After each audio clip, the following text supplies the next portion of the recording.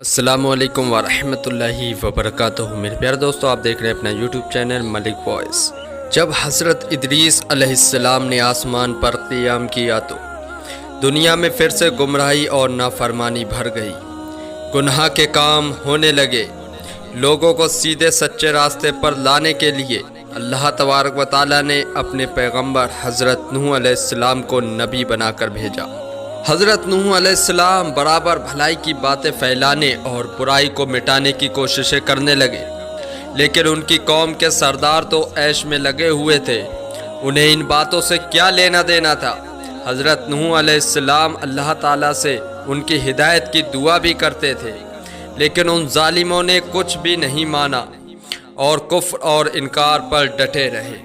حضرت نوح نے بہت سمجھانے کی کوشش کی، کافی محنت کی، لیکن پوری عمر کی محنتوں کے نتیجے میں صرف 80 آدمیوں کے علاوہ کسی نے اسلام قبول نہیں کیا۔ حضرت ابن عباس رضی اللہ تعالیٰ عنہ سے روایت ہے، فرمایا کہ کسی پیغمبر نے اپنی قوم کی طرف سے اتنی تکلیفیں نہیں اٹھائیں جتنی حضرت نوح علیہ السلام کو اٹھانی پڑی، اور ان کی قوم حضرت نوح علیہ السلام کو ہمیشہ دھمکی دیتی رہتی تھی کہ تم ان باتوں سے باز آ جاؤ اور ہمارے بتوں کو برا بھلا کہنے سے بچو، ورنہ ہم تمہیں پریشان کر ڈالیں گے۔ جب حضرت نوح علیہ السلام انہیں اچھی باتیں سناتے تھے اور بھلائی کی طرف بلاتے تھے تو وہ لوگ حضرت نوح علیہ السلام کو مجلس میں مارتے تھے، یہاں تک کہ حضرت نوح علیہ السلام بے ہوش ہو جاتے اور ان کے لڑکے ان کو اٹھا کر وہاں سے لے آتے تھے۔ حضرت نوح علیہ السلام کے دشمن مرتے وقت اپنے بیٹوں کو وصیت کیا کرتے اور کفر پر جمے رہنے کی ہدایت دیا کرتے تھے، اور اپنے بیٹوں سے کہا کرتے تھے، بیٹو ہرگز اپنے باپ دادا کے دین سے پھرنا نہیں، نوح کی بات تو کبھی نہ ماننا، جہاں تک ہو سکے انہیں دکھ اور تکلیف ہی دیتے رہنا، چاہے تمہارا ٹھکانہ جہنم ہی کیوں نہ بنے، مگر نوح علیہ السلام کو تکلیف دیتے رہنا۔ جب ایسے ہی سنگین حالات میں 7 صدیاں گزر گئیں اور حضرت نوح علیہ السلام تنگ آ کر نا امید ہو گئے تو اللہ نے وحی نازل کی۔ حضرت نوح علیہ السلام کو اس سے بڑی ڈھارس ہوئی۔ اللہ نے ان سے فرمایا تھا، اے نوح تم دل تنگ مت ہونا، نہ ان ظالموں سے اب کوئی امید رکھو، جو ایمان لے آئے وہ لے آئے، باقی ایمان نہیں لائیں گے، ان کے مقدر ہی میں جہنم لکھ گئی ہے۔ حضرت نوح علیہ السلام نے عرض کیا، یا اللہ عز و جل ان کی نسل میں سے کوئی ایمان لائے گا یا نہیں؟ حکم ہوا، یہ تو ایمان نہ لائیں گے، ان کا دل تو پتھر ہو چکا ہے۔ پھر حضرت نوح علیہ السلام کو اپنی قوم سے جو لگاؤ تھا اس کی بنیاد پر ان کو ایک بار اور سمجھایا اور کہا، لوگوں ایمان نہ لاؤ گے تو اب یہ سمجھ لو کہ اب عذاب الہی آنے والا ہے۔ لیکن اس بار بھی قوم کے سرداروں نے حضرت نوح علیہ السلام کو اسی طرح جواب دیا اور کہا، ہم تو ود، سوا، یاغوث اور یعوث جو ہمارے بت ہیں ان کی پوجا کبھی نہیں چھوڑیں گے، اور اگر تو سچا ہی ہے تو عذاب لے آ، ہمیں اس کا کوئی ڈر نہیں۔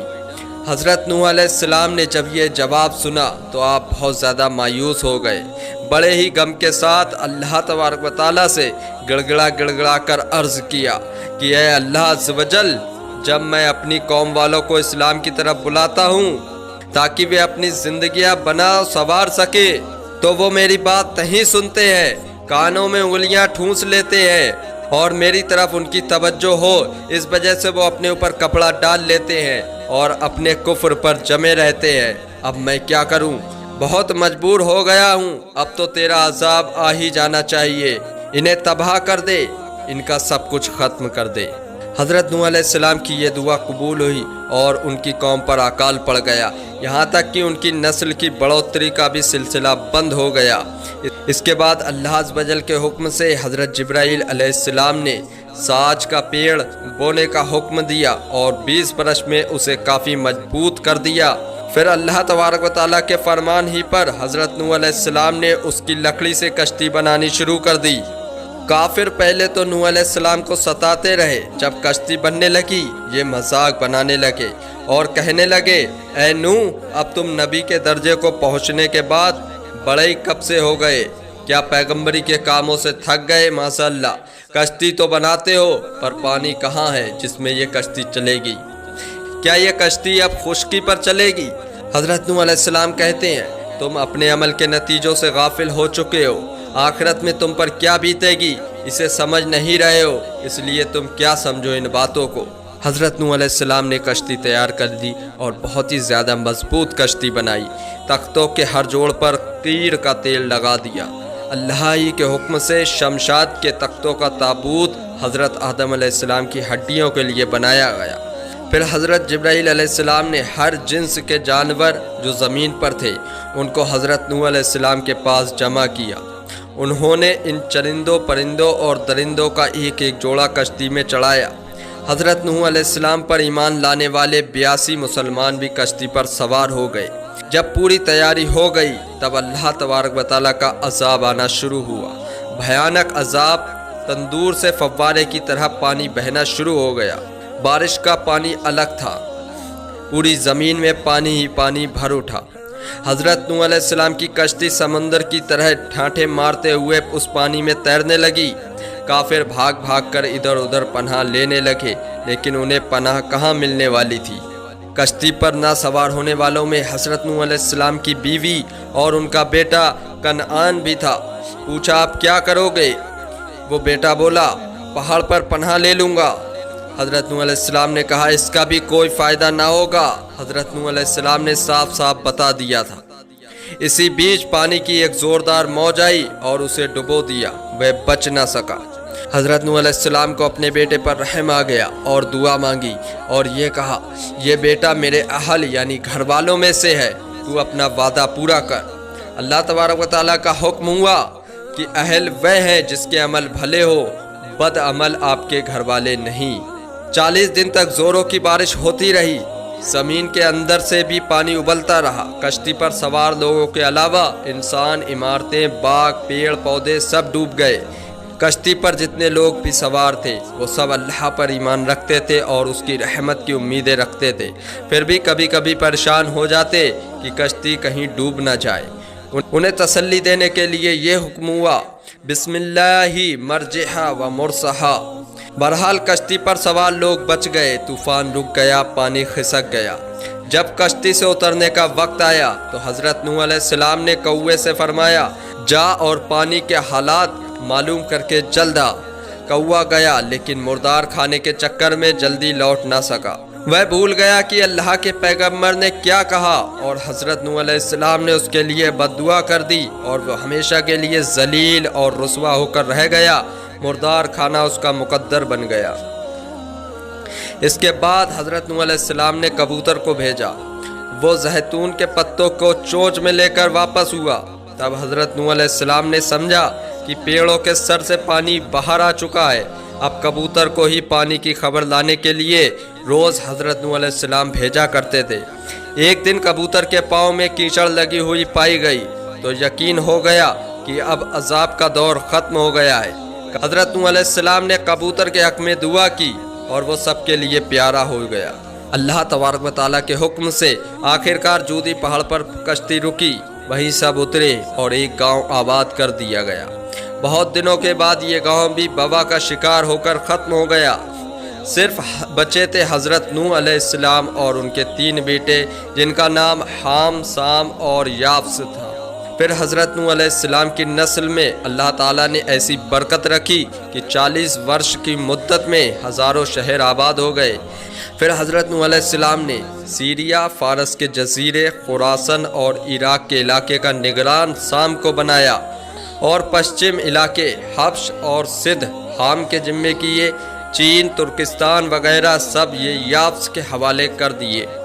ایک دن جبرائیل اور اسرائیل نے حضرت نوح سے پوچھا ایک لمبی عمر پانے کے باوجود تم نے اس دنیا کو کیسا پایا؟ تو حضرت نوح علیہ السلام نے کہا دھوئیں جیسا کہ ایک جگہ سے چل کر دوسری جگہ سے نکل آیا۔ جب حضرت نوح علیہ السلام بیمار ہوئے اور اسی میں آپ انتقال فرما گئے تو بیٹوں نے آپ کو بیت المقدس میں دفن کیا۔ آپ کے مرنے کا غم بیٹوں پر بہت زیادہ تھا۔ حضرت نوح علیہ السلام کو آدم ثانی، شیخ الانبیاء اور نجی اللہ بھی کہتے ہیں۔ وہ سچے پیغمبر تھے، اللہ کا پیغام دوسروں تک پہنچاتے تھے اور اس کی عبادت میں ہمیشہ لگے رہتے تھے۔ وہ دن میں 300 رکعت نماز ادا کرتے تھے۔ حضرت نوح علیہ السلام کی عمر 950 ورش کی تھی۔ 80 ورش کی عمر میں حضرت نوح علیہ السلام پر اللہ تبارک و تعالیٰ کی وحی آنے لگی۔ کہا جاتا ہے کہ طوفان کے موقع پر جب کشتی میں لوگ سوار تھے تو کشتی والوں کو بدبو اور گندگی سے بڑی زبردست تکلیف ہو رہی تھی، کوئی حل سمجھ میں نہیں آتا تھا۔ حضرت نوح علیہ السلام نے اللہ سے دعا کی کہ اس مصیبت کو دور فرما۔ حکم ہوا کہ تم اپنا ہاتھ ہاتھی کے پیٹ پر رکھو، پھر ہمارا کرشمہ دیکھو۔ حضرت نوح علیہ السلام کے ہاتھ پھیرتے ہی ایک سور پیدا ہوا اور کشتی کی سب گندگی کو اس نے کھا کر دور کر دیا۔ اسی طرح وہ لوگ چوہوں سے بھی پریشان تھے تو اللہ کے حکم سے حضرت نوح علیہ السلام نے جیسے ہی شیر کے ماتھے پر ہاتھ رکھا، خدا کی شان سے بلی نے نکل کر ان سبھی چوہوں کو کھا لیا۔ حضرت نوح علیہ السلام کے بعد پھر دھیرے دھیرے لوگ اصل راستے سے ہٹنے لگے اور گمراہ ہوتے چلے گئے۔ تو میرے پیارے دوستو، آپ نے یہ واقعہ سنا، حضرت نوح علیہ السلام اور ان کی کشتی، کس طریقے سے ان کی قوم پر اللہ تبارک و تعالیٰ کا عذاب آیا۔ یہ انگوٹھی آپ دیکھ رہے ہیں، یہ انگوٹھی بے شمار برکتوں کے لیے، یعنی کہ اس کے اندر سلیمانی نقش ہے۔ یہ انگوٹھی جس کے پاس ہوتی ہے وہ سمجھیے گا بے شمار برکتیں پاتا ہے، یعنی کہ اس کے روزی میں، دولت میں، پیسے میں، کاروبار میں، ہر جگہ بے شمار برکت ہوتی چلی جاتی۔ جو انگوٹھی یہ آپ پہنیں گے، اس کو اس طریقے سے پہننا ہے، اور اس انگوٹھی کو پہن کر آپ نماز میں بھی جا سکتے ہیں۔ اگر آپ اپنے گھر کو بچانا چاہتے ہیں، اپنے کاروبار کو بچانا چاہتے ہیں یعنی کہ دشمنوں سے، بری نظروں سے، تو آپ اپنے مین دروازے پر اس پتی کو لگا دیجیے گا، اس نقش کو، اس پہ لکھا ہوا ہے۔ جہاں پہ بھی یہ لگ جاتا ہے وہاں پہ بے شمار برکتیں، رحمتیں آتی ہیں، اور آپ کا گھر، کاروبار، دکان دشمنوں کی بری نظروں سے ہمیشہ بچا رہتا ہے۔ تو ان دونوں چیزوں کو لینے کے لیے آپ کو کرنا کیا ہوگا، یہ سامنے آپ کے نمبر آ رہا ہے، اس نمبر پہ آپ کال کیجیے گا اور آج ہی اپنا یہ آرڈر بک کیجیے گا۔ 7 دن کے اندر یہ آرڈر آپ کے پاس پہنچ جاتا ہے، تو ابھی آرڈر ضرور کیجیے گا۔